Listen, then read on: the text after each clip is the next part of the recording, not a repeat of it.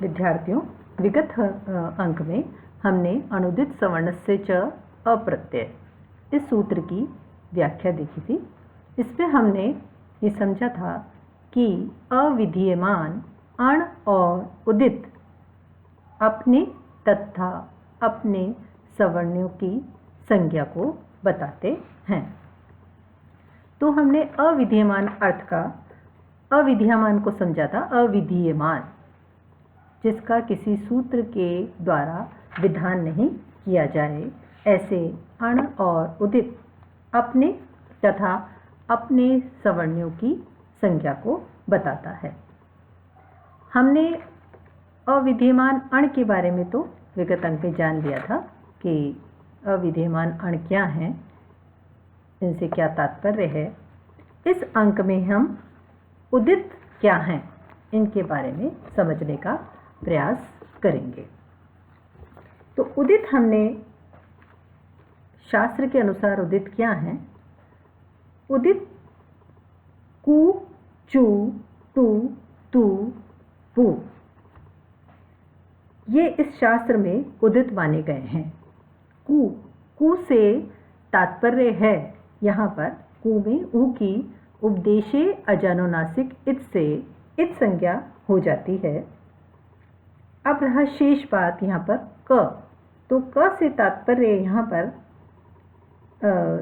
क से तात्पर्य है, क के जो सवर्ण हैं ख, ग, घ, ग, ये चार वर्ण हैं। क के सवर्ण यहाँ पर माने जाएंगे, ख, ग, घ, ग, ये चार वर्ण मानेंगे। अतः कु कहने से इन चारों वर्णों का, यदि हम कु की बात करते हैं तो कु में जो उदित है, उदित इसलिए कहा है कि इसमें उ की उपदेशे अजानुनासिक इत से इत संज्ञा हो जाती है।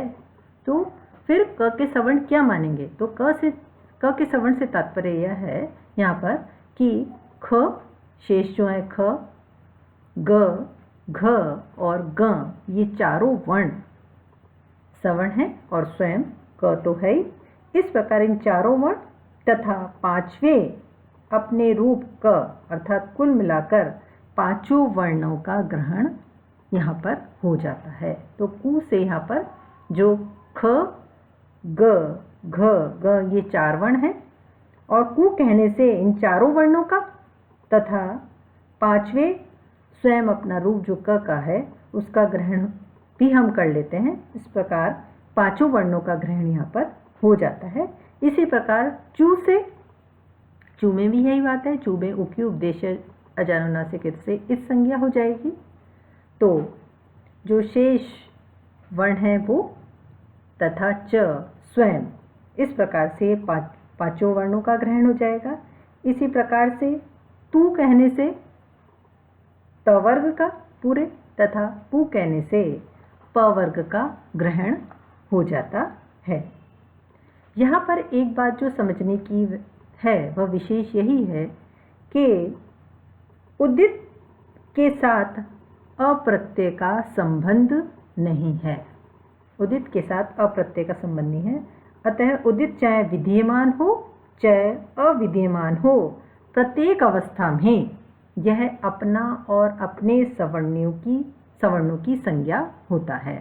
तो विशेष बात यहाँ ध्यान देने की है कि जैसे हमने गत अंक पे समझा था कि अविधीयमान अण अपने तथा अपने सवर्णों का बोध कराते हैं, वहाँ विशेष रूप से अविधीयमान जिनका कि सूत्र के द्वारा विधान नहीं किया गया है, ऐसे अण अपना और अपने सवर्णों का बोध कराएंगे। जैसे इको यणची का उदाहरण देकर हमने समझा था कि इको यणची में इक और अच जो थे अविधीयमान थे और यण जो था वह विधीयमान था। सूत्र के द्वारा वहाँ यण का विधान किया था, पर उदित के साथ यह बात यहाँ पर लागू नहीं होती है। उदित का अप्रत्यय के साथ संबंध नहीं है। उदित चाहे विधीयमान हो चाहे अविधीयमान हो, यानी सूत्र के द्वारा उसका विधान किया गया हो चाहे सूत्र के द्वारा उसका विधान नहीं किया गया हो, प्रत्येक अवस्था में वह अपने और अपने सवर्णों का बोध कराएगा।